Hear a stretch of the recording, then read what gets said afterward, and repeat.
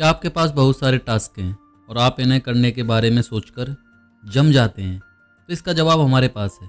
आज के मॉडर्न ज़माने में हम जितना संभाल सकते हैं उससे कहीं ज़्यादा काम करने की कोशिश में रहते हैं। ऐसा इसलिए है क्योंकि हमारे आसपास करने को बहुत कुछ है। ये बुक आपको सिखाएगी कि कुछ चीज़ों को हम कैसे छोड़ सकते हैं, अपने लाइफ की 5 कैटेगरीज पर अपना फोकस कैसे रख सकते हैं और ऐसा टाइम मैनेजमेंट रूटीन कैसे बना सकते हैं जो बाकी में काम करता है। आपको इसके लिए बस रोज़ 18 मिनट चाहिए। हेलो दोस्तों, स्वागत है आप सभी का एक और नई बुक समरी में। आज की बुक समरी है 18 minutes, find your focus, master distraction and get the right things done, जिसे लिखा है पीटर ब्रैंगमैन ने। पीटर ब्रैंगमैन सीनियर बिजनेस लीडर्स के एग्जीक्यूटिव कोच है। वो ब्रैंगमैन पार्टनर्स, जो प्रोफेशनल्स के लिए कोचिंग फर्म है, के फाउंडर और सीईओ भी हैं। पीटर सीईओ और सीनियर मैनेजर्स को बेस्ट परफॉर्मेंस देने में उनकी हेल्प करते हैं। वे 16 किताबों के बेस्ट सेलिंग ऑथर भी हैं। क्या आप बड़े सपने देखते हैं? आमतौर पर जिन लोगों के सपने बड़े होते हैं वो बहुत बिजी रहते हैं। उनके पास रोज करने वाली टास्क की एक लंबी लिस्ट होती है। उनके पास सांस लेने तक की फुर्सत नहीं होती। लेकिन ऐसा करना आपके और आपके गोल्स के लिए सही नहीं है। अगर आप हमेशा टायर्ड फील करेंगे तो आप में किसी काम को जल्दी खत्म करने की एनर्जी नहीं बचेगी और आप क्रिएटिव भी नहीं रह पाएंगे। इसके लिए आपको एक ऐसे सिस्टम की ज़रूरत पड़ेगी जो काम सच में करती है। ये बुक आपको इम्पोर्टेंट चीज़ों पर फोकस करना और अपने काम को कैसे करना है वो सिखाएगी।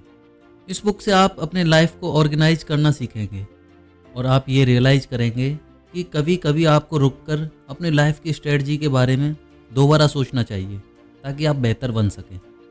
अपने रिएक्शन को कंट्रोल करके अपने लाइफ को कंट्रोल कैसे करना है आप वो भी सीख जाएंगे।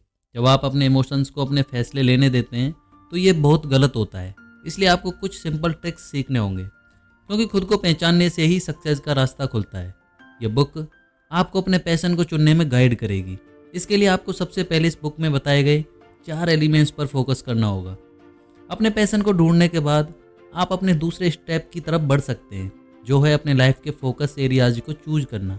अगर आप एम्बिशियस हैं तो इस चैप्टर से आप अपने स्कोप को बेहतर तरीके से समझेंगे और उसे बोझ जैसा महसूस नहीं करेंगे।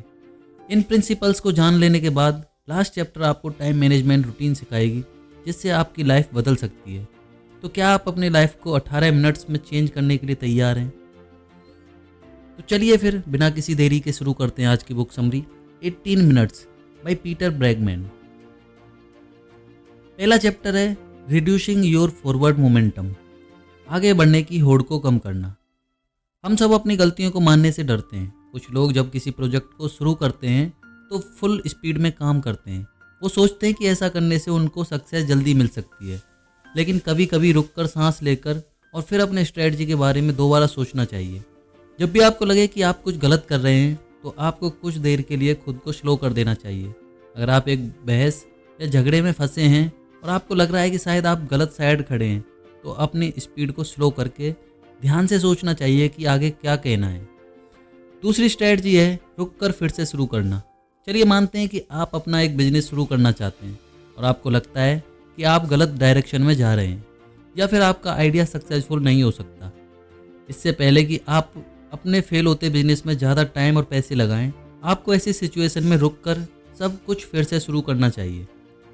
आइए डॉक्टर एलन रोजनफील्ड का एग्जाम्पल लेते हैं। वो Columbia school of public health के डीन थे और उन्होंने हमेशा दूसरों की मदद में ही अपना ज़्यादातर जीवन बिताया, खासकर HIV लोगों की मदद में। डॉक्टर एलन एक बड़े लीडर थे और उनके गुजर जाने के बाद स्कूल ऑफ पब्लिक हेल्थ का नाम उनके ऊपर रख दिया गया। एक बार डॉक्टर एलन छोटे बच्चों को वैक्सीनेशन देने पर अपने दोस्त ली के साथ डिबेट कर रहे थे। डॉक्टर एलन इस सब्जेक्ट में नॉलेज रखते थे और उनका मानना था कि बच्चों को वैक्सीन देना चाहिए। अपनी बात को सही साबित करने के लिए उन्होंने सॉलिड फैक्ट्स दिए, जिसमें यह बताया गया कि किस तरह वैक्सीन ने लाखों लोगों को पोलियो और मीजल्स जैसी खतरनाक बीमारियों से बचाया है। दूसरी तरफ उनके दोस्त ली वैक्सीन के खिलाफ थे। ली ने इंटरनेट में एक आर्टिकल पढ़ी थी जिसके बेसिस पर वे अपनी बात को सही मान रहे थे। उन्होंने कहा कि वो आर्टिकल साबित करता है कि वैक्सीन से काफ़ी लोगों को नुकसान पहुंचा है। डॉक्टर एलन इस सब्जेक्ट के एक्सपर्ट थे, इसलिए वे ली के बिना ठोस सबूत वाले आर्टिकल के ऊपर हंस भी सकते थे, लेकिन उन्होंने ऐसा नहीं किया। उन्होंने गुस्सा करने और खुद को सही साबित करने के बजाय बहस करना बंद कर दिया। थोड़ा स्लो हुए और थोड़ी देर सोचा। फिर डॉक्टर एलन ने ली से कहा कि उन्होंने उस आर्टिकल को नहीं पढ़ा है और उसे पढ़ने के बाद ही अपना फीडबैक देंगे। काफ़ी लोग ये सोचते हैं कि अगर वे अपनी गलती मानेंगे तो वे अपना सम्मान, पोजीशन और पावर खो देंगे, लेकिन सच्चाई इसके ठीक उल्टी है। पूरी दुनिया के सामने अपनी गलती को मानना एक स्ट्रॉन्ग और मजबूत शख्स होने की निशानी है। इसलिए अगर आपकी कोई बात या फिर कोई काम नहीं बन रहा है तो उसे ख़त्म करके कुछ और नया शुरू करने में कोई गलत बात नहीं है। अपनी जिद में अपने फ्यूचर के मौक़ों को मत खोइए। ऐसी सोच जो आपको रोके रखे उसे छोड़ देनी चाहिए। यही सक्सेस पाने और आगे बढ़ने का रास्ता है। नेक्स्ट है, where do you want to land? आपको कहाँ पहुँचना है? आपको याद है आपके स्कूल के मैथ्स टीचर को आप पसंद नहीं करते थे और उनकी ही वजह से आप मैथ्स में फेल हो गए थे और शायद डिग्री भी नहीं ले पाए थे। बहुत सारे लोग ऐसे ही जाल में फंस जाते हैं क्योंकि हम बाहर के फैक्टर्स को हमारी प्रेजेंट सिचुएशन के नतीजों पर हावी होने देते हैं। अपने फैसलों के बारे में बात करें तो हमें लगता है कि हमारे लाइफ का कंट्रोल हमारे हाथ में है, पर आप गलत हैं। अक्सर किसी ट्रिगर पर जब आप बिना सोचे झट से रिएक्ट करते हैं, उसकी वजह से आप इन नतीजों पर पहुंचते हैं। एग्जाम्पल के लिए आपके मैथ्स टीचर जिन्होंने आपको कम मार्क्स देने का डिसीजन लिया। आपको अपना फोकस बदलना होगा। लाइफ के ट्रिगर को हमारे नतीजों को कंट्रोल करने देने के बजाय आपको खुद ही अपने नतीजों को कंट्रोल करना होगा।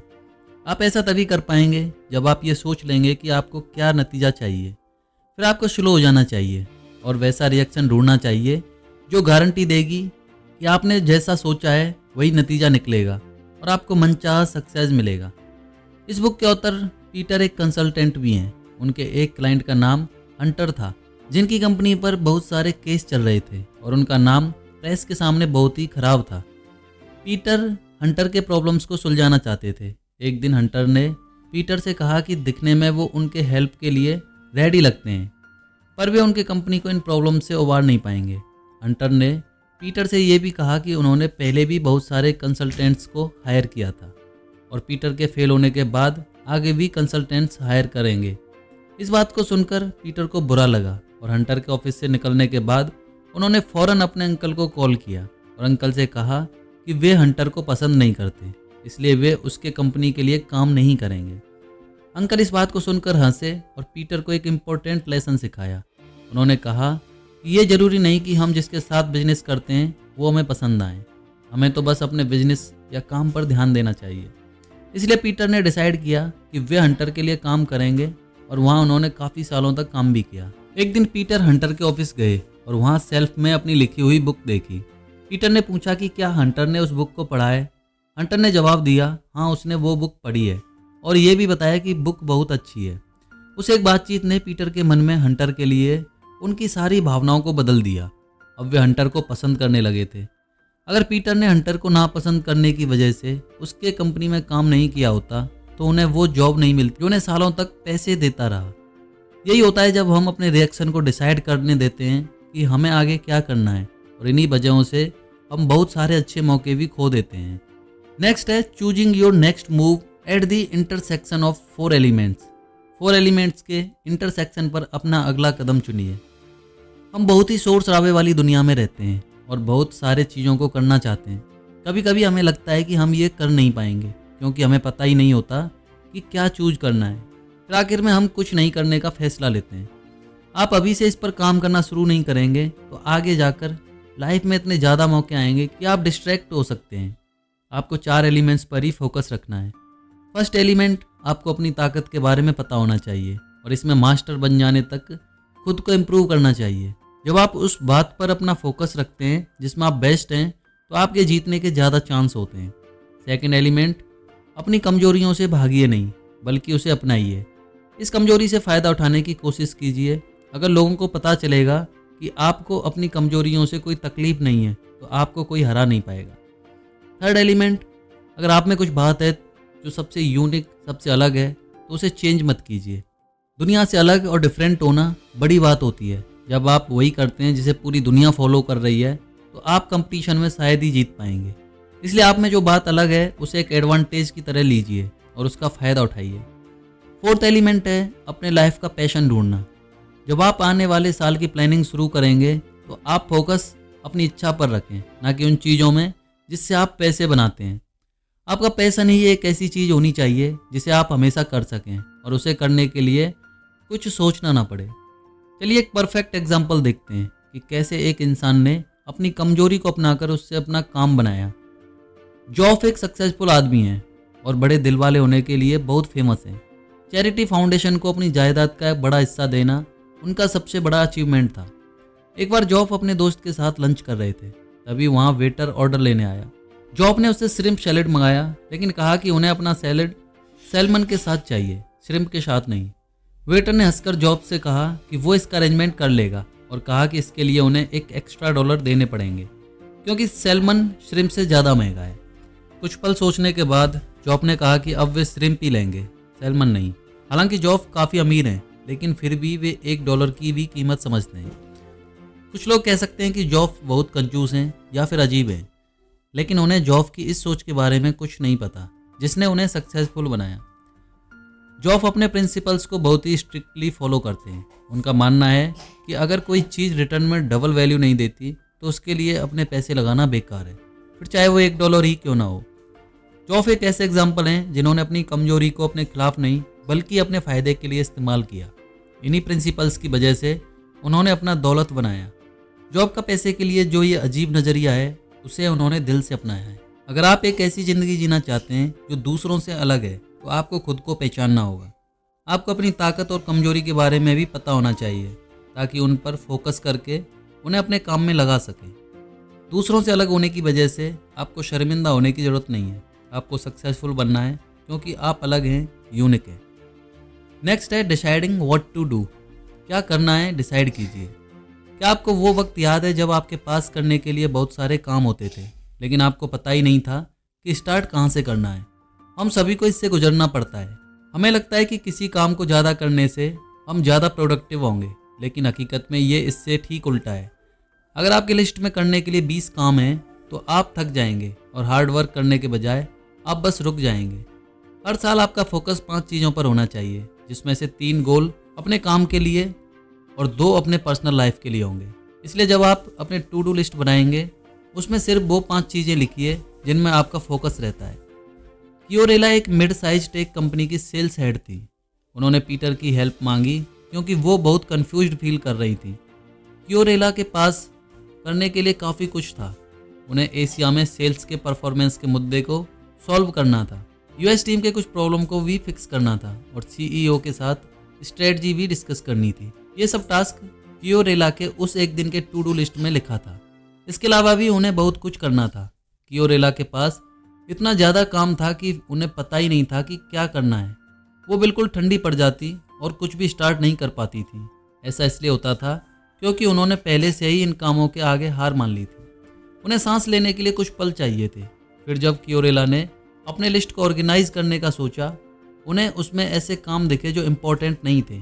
ये काम बस कैलेंडर में जगह घेर रहे थे और यही उन्हें परेशान करते थे। अगर आप एक एम्बिशियस शख्स हैं तो आपको ऑर्गेनाइज होने की ज़रूरत है, वरना आप कुछ भी काम नहीं कर पाएंगे। सबसे पहले उन 5 कैटेगरीज के बारे में डिसाइड कीजिए जिनमें आपको इस साल फोकस करना है। फिर एक ऐसी लिस्ट तैयार कीजिए जिससे आप अपने इन गोल्स को अचीव कर सकें। ऐसा करने से आप ये पक्का कर लेंगे कि आपका टाइम वेस्ट नहीं होगा। इससे आप फोकस्ड रहेंगे, आपको कोई डर नहीं होगा और सारा दिन थका हारा महसूस नहीं करेंगे। एक कहावत है, कभी कभी कम भी ज़्यादा होता है।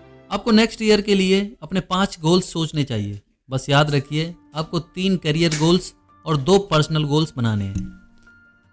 नेक्स्ट है getting things off your to do list. अपने टू डू लिस्ट में से चीज़ें निकालिए। जब आपने फोकस करने के लिए 5 कैटेगरीज चूज कर लिए हैं और अपने सारे टास्क को सही कैटेगरीज में रखना भी सीख लिया है, तो अब टाइम है अपने बाकी के दूसरे टास्क के बारे में सोचने का। सब कुछ ऑर्गेनाइज करने के बाद आपके पास वो टास्क बच जाएंगे जिनकी कोई कैटेगरी नहीं है, पर आपको इन्हें भी करना है। आपके पास ऐसे काम भी होंगे जिसे आप दिन में कभी पूरा नहीं कर पाएंगे। तो आप ऐसे टास्क का क्या करेंगे? आप बैठकर अपने लिस्ट को रिव्यू कीजिए। आपके पास 4 चॉइस हैं। आप इन टास्क को अभी कर सकते हैं या फिर कल या परसों के लिए भी टाल सकते हैं। आप इन टास्क को ऐसे लिस्ट में भी रख सकते हैं जिसे आप बाद में कभी ना कभी ज़रूर करेंगे, या फिर इन टास्क को आप छोड़ दीजिए। ट्रिक यह है कि आपको किसी भी टास्क को 3 दिनों से ज़्यादा तक टू डू लिस्ट में नहीं रखना चाहिए। इस अधूरे टास्क से आप थकासा महसूस कर सकते हैं, इनके बोझ के नीचे दब सकते हैं और खुद को कहीं खो सकते हैं। ऐसा भी हो सकता है कि आपको गुस्सा आए और आप ऐसा व्यवहार करें जो आपकी नेचर में ही ना हो। आइए डोव का एग्जाम्पल लेते हैं। डोव एक प्रोफेशनल सर्विस फर्म के सीईओ हैं। उनकी लाइफ बहुत ही सक्सेसफुल है और सभी उन्हें पसंद करते हैं क्योंकि वे एक अच्छे इंसान भी हैं। डोव के पास एक सक्सेसफुल जॉब है, खुशहाल शादीशुदा जिंदगी और बच्चे हैं। वो इंटेलिजेंट भी हैं और अपने कम्युनिटी का ख्याल भी रखते हैं। डोव काफ़ी बुक्स पढ़ते हैं जिस वजह से पार्टियों में लोग उनके आसपास रहना पसंद करते हैं। हालांकि एक दिन डोव ने अपना फ़ोन फेंक दिया था जो उनके किसी एम्प्लॉय को लगते लगते बचा, लेकिन इसके बाद उन्हें एहसास हुआ कि ऐसा करना उनकी आदत नहीं है, ये उनकी पहचान है ही नहीं। डोव एक अच्छे इंसान हैं जिन्हें सारे लोग पसंद करते हैं। तो आखिर उस दिन उन्हें हुआ क्या था? सिंपल तरीके से कहें तो उनके टास्क की लंबी सी लिस्ट को लेकर वे परेशान थे। डोव के काफ़ी काम ऐसे रह गए थे जिन्हें वो पूरा नहीं कर पाए थे। इस वजह से वे खुद को बेकार महसूस करते थे। उनके पास जो भी अचीवमेंट थे उन्हें लेकर वे बिल्कुल खुश नहीं थे। उन्हें लगता था कि वे और भी बहुत कुछ कर सकते हैं। फ़ोन फेंकने के बाद डोव ने माफ़ी मांगने की कोशिश की और सब कुछ ठीक करना चाहा, लेकिन प्रॉब्लम ये थी कि लोगों के सामने उनकी एक गलती भी लोगों का नज़रिया बदल सकती थी। यही वो पल था जो डोव की पहचान बन गई क्योंकि वो अपने टू डू लिस्ट को सही तरीके से चला नहीं पाए थे। अगर आप डोव की तरह गुस्से से नहीं फूटना चाहते तो आपको एक सिंपल सी ट्रिक सीखनी चाहिए। हर सुबह आपको अपने फ़ोन अलार्म को एक घंटे के लिए सेट करना चाहिए। फिर आप खुद से 2 सवाल कीजिए। पहला सवाल, जो पिछला 1 घंटा गुजरा क्या मैं उसमें प्रोडक्टिव रहा? दूसरा, ऐसा मैं क्या कर सकता हूँ जिससे अगला 1 घंटा पहले वाले से बेहतर हो? ऐसा करने से आपका फोकस अभी के टास्क पर टिका रहेगा और लिस्ट के बाकी सारे टास्क आपको बेचैन नहीं करेंगे। आपको अपने हर घंटे को यूज करना चाहिए।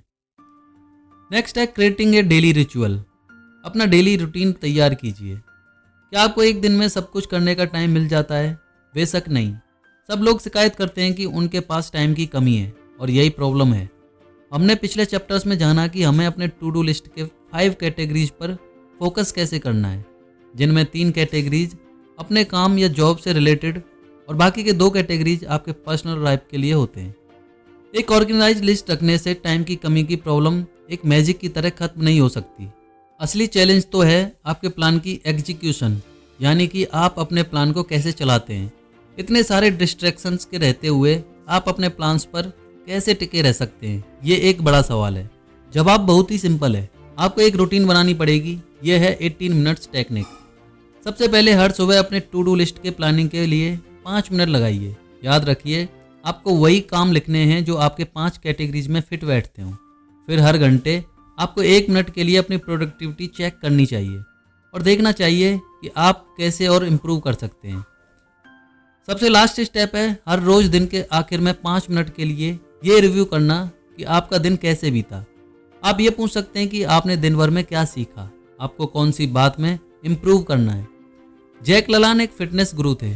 वो लोगों से भरी नावों के साथ खुद को बांधकर 1 माइल तक स्विम करके इन नावों को खींचने के लिए फेमस थे। ऐसा करना काफ़ी यूनिक है, जिसके लिए काफ़ी पावर चाहिए।